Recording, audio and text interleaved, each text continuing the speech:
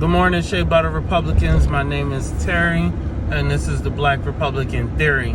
Thank you for tuning in. So, on today's show, I actually want to discuss the Sesame Place debacle, and that the Ol'KneeGrows caucus will be meeting with Big Bird to talk about some serious issues of customer service and discrimination. And then also I want to talk about the lady up here in Baltimore County, up in Owens Mills. Who owns a daycare center there, who went with her husband to DC and shot him because he's a pedo. And pedos, they get sentenced right on the spot. And I think that the lady didn't do anything wrong there. So let's start off with that story first. And so a Baltimore County woman lives in Owens Mills.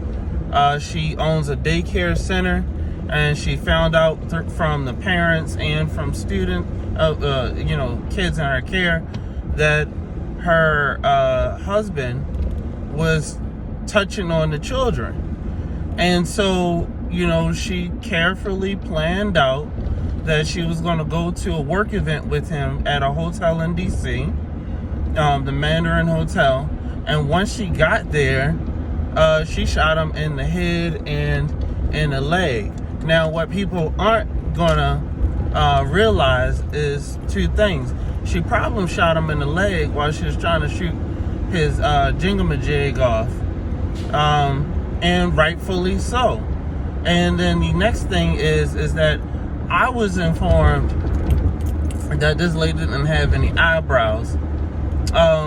If a lady don't have no eyebrows, she could quite possibly be dangerous. I mean, that if she voluntarily does not have any eyebrows, and in fact, if she involuntarily does not have any eyebrows, that might be a genetic indicator as to her sanity and whether you should mess with her or not. And in fact, on my first date with my now wife, I actually asked her, after having learned this rule from a family member, I actually asked my now wife, I asked her to see some family photos.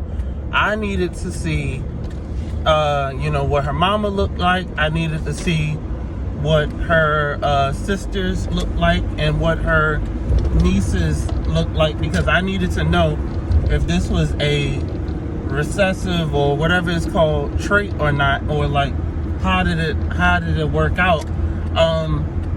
It turns out my wife ain't that crazy, just moderately so, as is most people. And so that was that. And with the Owens Mills case with the lady now in DC, she said, hey, I didn't want to kill him, I just wanted to warn him. Well, I don't know if what she ended up doing, if she killed him or not. What I do think is that she did the right thing, and I know that police ended up charging her husband. So there must have been some type of merit to what the children and the parents were saying. I have no sympathy for him, no sympathy for pedos at all, because I'm a dad. That's number one. Number two, I'm a decent freaking human being. And number three is that they shouldn't get any rights. It just is what it is. Now, the next thing I want to talk about is the Congressional Black Caucus is meeting with the owners or leadership of Sesame Place up in Philly, and they want to talk about the videos of discrimination that's been going around towards these children, but also parents have actually been getting kicked out for bringing things to their attention. So I know I said in one of my posts on Twitter at B1 Republican that if the fathers were there, they would have said, hey, no, you need to come back and talk to my child. Actually, no, fathers were getting kicked out too.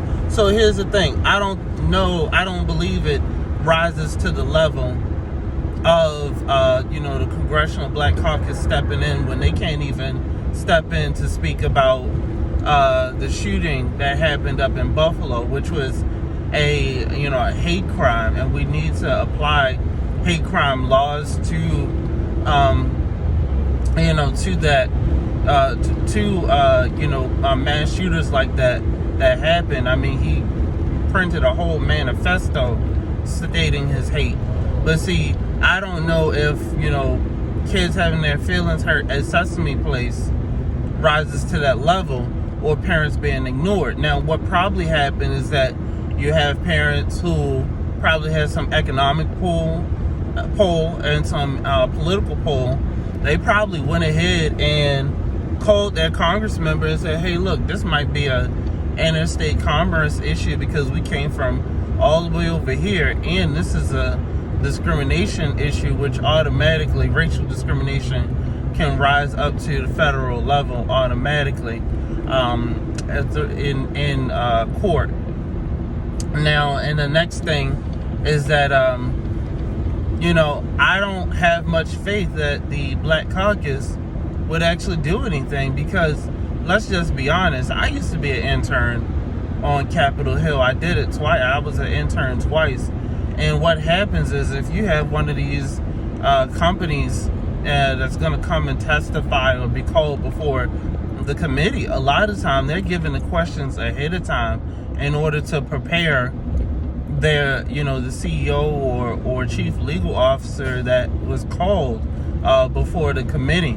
And so it ends up actually just being like a theatrics or a sham presentation for the public to say, hey, we're doing something as your politicians. We're doing something, a whole bunch of acting, all right? And so I don't know which or how much good is going to come out of the Ol'KneeGrows caucus meeting with Sesame Place. It's just, I don't see a lot of good coming out of that, because what are they going to talk about?